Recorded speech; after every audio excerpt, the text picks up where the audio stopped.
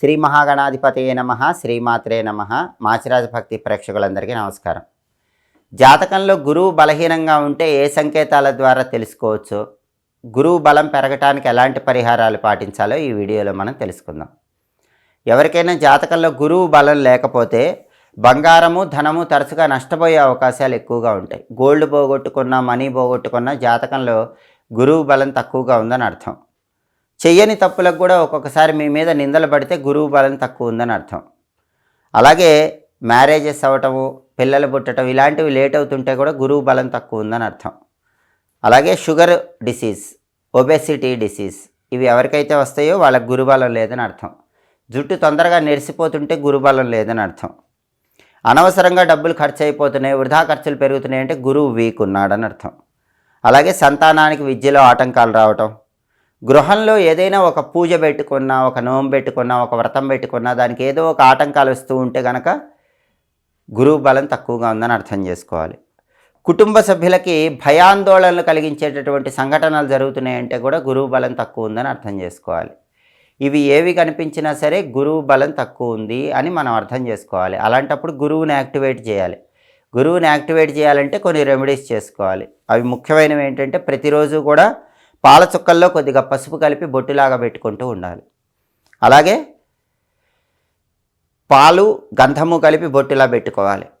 పాలల్లో పసుపు కలిపి బొట్టులా పెట్టుకోవచ్చు, పాలల్లో గంధం కలిపి బొట్టులాగా పెట్టుకోవచ్చు. అంటే తడి పసుపు కానీ తడి గంధం కానీ బొట్టు పెట్టుకుంటే గురువు బలం పెరుగుతుంది.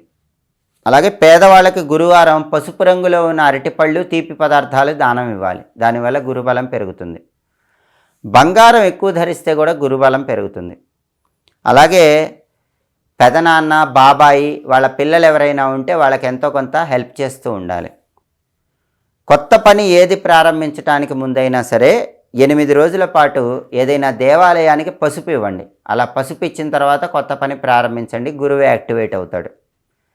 ఇంట్లో వాయువ్య మూల ఇత్తడితో చేసినటువంటి దేవుడి విగ్రహాన్ని ఉంచాలి. ఏ దేవుడి విగ్రహం అయినా సరే గృహంలో వాయువ్య మూల ఇత్తడితో చేసిన దాన్ని ఉంచాలి. దానివల్ల గురువు యాక్టివేట్ అవుతాడు. ప్రతిరోజు శివాలయానికి వెళితే కూడా గురుబలం పెరుగుతుంది. ఇంట్లో నైరుతి మూల మనీ ప్లాంట్ పెంచాలి. మనీ ప్లాంట్ ఎవరైనా ఇంట్లో నైరుతి మూల పెట్టుకుంటే నవగ్రహాల్లో గురువు బలం పెరుగుతుంది. ఈ పరిహారాలు చేసుకుంటే గురువు యాక్టివేట్ అవుతాడు. మంచి శుభ ఫలితాలు అనేవి మనం అందిపుచ్చుకోవచ్చు.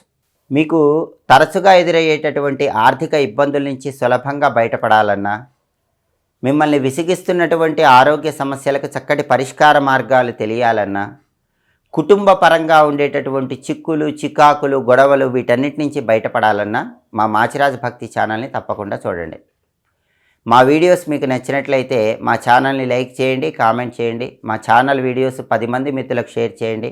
మా ఛానల్ని సబ్స్క్రైబ్ చేసుకోండి. పక్కనున్న బెల్ సింబల్ నొక్కటం మాత్రం మర్చిపోకండి. సర్వే జనాః సుఖినో భవంతు. స్వస్తి.